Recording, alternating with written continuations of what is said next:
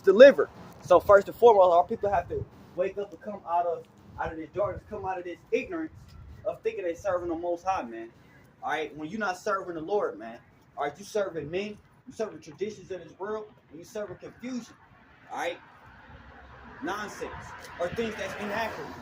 All right, so our people have to wake up and acknowledge that these so-called holidays are not true holidays, especially religious holidays, man. All right. You can't say you're a Christian, you believe in the Lord, but you don't believe in the Bible. You have to believe in the Bible. And if the things that you worshiping as a Christian is not in the Bible, then you're not worshiping the Lord. Alright?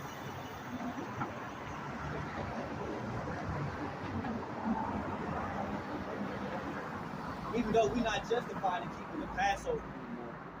Alright? Because brothers try to use the unleavened bread, cast out their house, eat lamb, but they not killing the lamb themselves. They're not putting the blood upon the doorposts and things like that. Those things you're supposed to do to keep the Passover, man. All right, just to throw that in there, because y'all like people that's justifying themselves and keeping the Passover, trying to keep it as well on that end. All right, but this is real quick. This is St. John chapter 4. Verse 22, ye worship, ye know not what. Right? So a lot of our people's out here worshiping Easter, but they think they worshiping the Lord by the resurrection, or really, honestly, you're not worshiping anything but pagan audiences from a Babylonian goddess, man. Alright? Because the Lord never commanded us and told us to worship him being resurrected from the dead. And Easter goes back in reference to Passover. And Easter's only mentioned one time in the Bible, and that's Acts the 12th chapter, the 4th verse. Alright, so at the end of the day, it's a process of elimination on what Easter is, and it's a clear contradiction of what our people believe they're doing. All they're doing is taking a trip down to a church, alright, a building, giving their money in their alms, and screaming in the Lord's name, or humbling themselves for a temporary time, man. You should be doing that 24/7, man. Alright, that's what the Lord wants us to do. So that's why the Lord, through the Holy Spirit, rose up brothers and sisters to come out here and let this light shine. Because our people being led away by these religious holidays, man, that's not in the Bible, man. Easter goes back to the Passover. It's never mentioned the resurrection of the Lord. The Lord never commanded us to worship the resurrection of him. Okay? So that's a misconception. The Passover is the beginning of the month, the real beginning of the year. The beginning of the year is not in the dead of winter. Okay? That also tells you that within the Bible, for those that have the knowledge to do so. Alright? But nevertheless, I just want to go in, I guess the first maybe 20-25 minutes into the concept of the origin of what you say Easter. Alright? And that's been constantly been explained and not beating like the drum, so hopefully it's edifying to the brothers and sisters that took heed and that was listening and learning, man. Alright? Through the Spirit. Now, I want to basically switch the subject into some modern day prophecies that's been going on, man.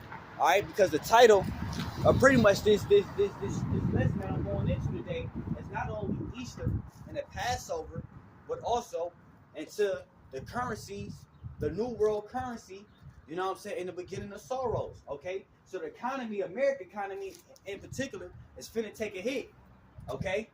It's finna take a hit.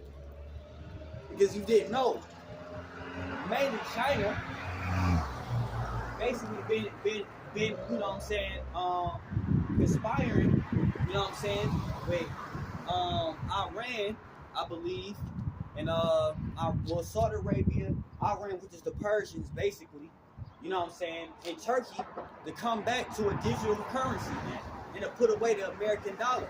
For those that don't know, the world currency is the American dollar. So any country, whether it's Russia, China, Saudi Arabia, Japan, Korea, wherever, Europe, everything, the world currency is traded off the American dollar, okay?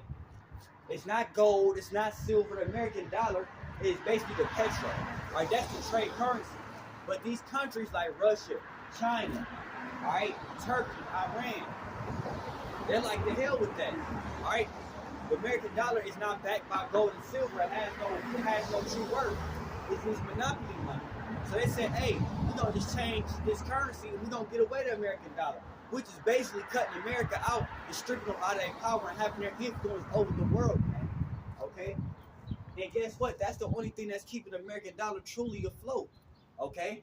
Because the American dollar, if you go to another country, is worth a little bit more than it is here. Okay, you take $100 to Africa, it's damn near double its value, man. But guess what? When the American dollar is not the world currency, trade currency, that value doesn't mean anything. Because new American dollar is only going to be American currency, man. And American currency is constantly being printed every single day in the community, keeping it afloat. And it's not backed by silver, it's not backed by gold. So by these other countries basically making a transition to digital currency and putting away the American currency, which that's all the new world order into that digital currency, which I'll elaborate in at the end of this lesson, Lord willing. But these other countries coming together, making a conscious decision to put away witches prophecy, to put away the American dollar. That's going to cause the American economy to crash, and hyperinflation is going to go through the roof. Because the American dollar is going to lose its value, man. All right?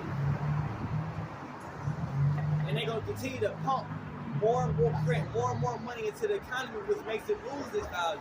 Especially because it's not backed up by any silver, any gold. It's not backed up by any value. And it lost its value over the world. So the new currency is going to be digital, which America is going to eventually have to trade over and go into that wave as well. Okay? Have to go into that wave as well. All right, through the spirit. So that's another big news to hit and take up. And obviously, America, this is not going to sit well with the United States of America. So we understand that all wars start economic. No war just start where your people hate mine and I hate your people. All wars start economically. Rather start by sanctioning people over their goods, keeping them from receiving oil, or keeping them from producing certain things, or taking their natural resources or invading their land. That's how wars start. They start economically. They start politics. Start wars first and foremost, man. Okay.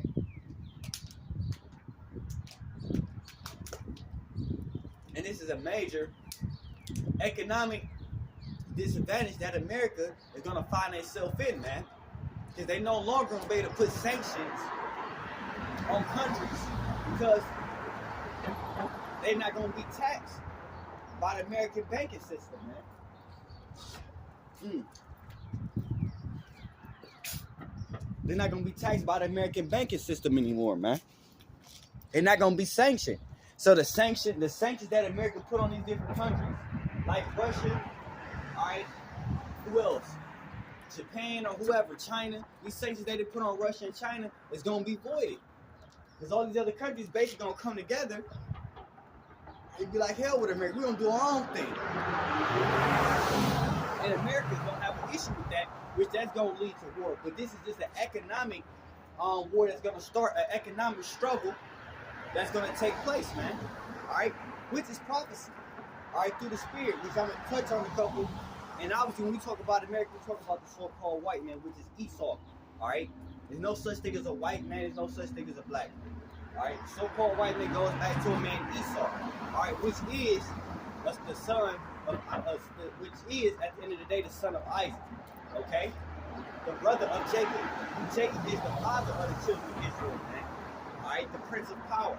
All right, back in Genesis, I think that's the 25th chapter that goes back to Esau and Jacob. All right, but that's another topic for another lesson. All right, but I'm going to go to Obadiah, the first chapter. All right, because we're going to go into a few prophecies and how these things are going to affect the world and the state that we're in. All right, so bear with me. All right, because there's a lot of things that's been going on, and they trying to distract you with all type of other nonsense. They're trying to distract you with Donald Trump. They're trying to distract you with all type of just different things, man. All right? When real prophecies and real news is being manifested and taking place. All right? Bear with me.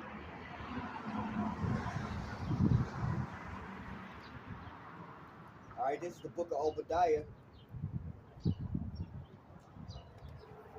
This is the book of Obadiah. And it basically goes to the 9th verse. Well, I'm going to start at the top, but I'm going to go down to 9. It's Obadiah chapter 1, verse 3. It says, the vision of Obadiah, thus saith the Lord thy God, concerning Edom. Right? And Esau, he's the one that's in power. The so-called white man, he's the one that's in power. this Caucasian man, however you want to put it, he's in power. Okay, the American currency, that is the trade currency, the strongest currency in the world, supposed to be, has an Edomite on the front of it, a so-called white man, whether it's Andrew Jackson, Ben Franklin, however you want to put it, Lincoln, whoever.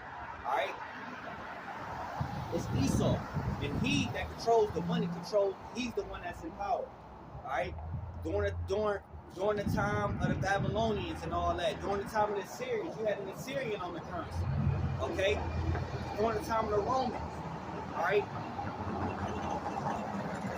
when they say Caesar was on the money, man. It wasn't a Jew on that money during the time. Okay, Caesar was on it because they was during the time of the Romans, man. All right, so just like now, which is the same Edomites up to this day, they're on the front of this American dollar that lost its value, and that's symbolic because Esau is losing his value. Satan is running out of time. He's out of time. Esau has lost his power. The powers in Yahweh Shai is always hidden. All right, it's time for a transition of power, and the Lord is going to get his glory and get his praise. Yahweh Shai enemies is going to be brought down to, is going to be to his footstool, man. Roughly paraphrasing, man. The Lord's going to make his enemies his footstool, right, as we speak. All right, it's Obadiah 1:1. The vision of Obadiah thus saith the Lord God concerning Edom. We have heard a rumor up from the Lord, and an ambassador is set among the heathen. Arise ye and rise up against her in battle. And the heathen is basically talking about the Persians, which is Iran, the Israel, basically the Arabs. Okay, you got Moab, the so-called Chinese, people of Asian descent. Okay, all right, you got all these different countries, man. That's rising up against Esau, and they rising up against the EU, the European people, man, America. All right, those who the heathens are. Even though Esau is considered a heathen as well, you know what I'm saying? Because really, any nation that's outside of Israel is considered heathens according to the scriptures, man. All right, the Lord had a chosen people, and that was the children of Israel. All right. He had a chosen people above all the nations on the face of the earth. All right, tell you that Deuteronomy 7:6, man. All right, you go to Deuteronomy, the 27th chapter, 28th chapter. It's talking about the children of Israel. Just like, matter of fact, I brought in Exodus, man. The 12th chapter, the Lord was speaking unto Israel. So the Lord always had a chosen people. They chose you in Lamentations 4:8. That the Israelites was the people of color. Jeremiah 14:2. All right, Job 30:30. All right. There's plenty of scriptures that speak upon the pigmentation of the Israelites. And they was melanated people. Just like majority, even the heathen nation was melanated. Except for the children of Edom, man. Alright, they came out of a melanated woman. Alright? But I'm going to continue with Obadiah. So these heathen nations like Russia, China, alright, Iran, Turkey, Saudi Arabia. They're all, at the end of the day, rising up against Esau, rising up a so-called white man, rising up basically against America and the EU and the European countries, man. The Europeans, right? And that's just the pure fact. That's the simplest way I can break it down and communicate and relate it. All right? Obadiah,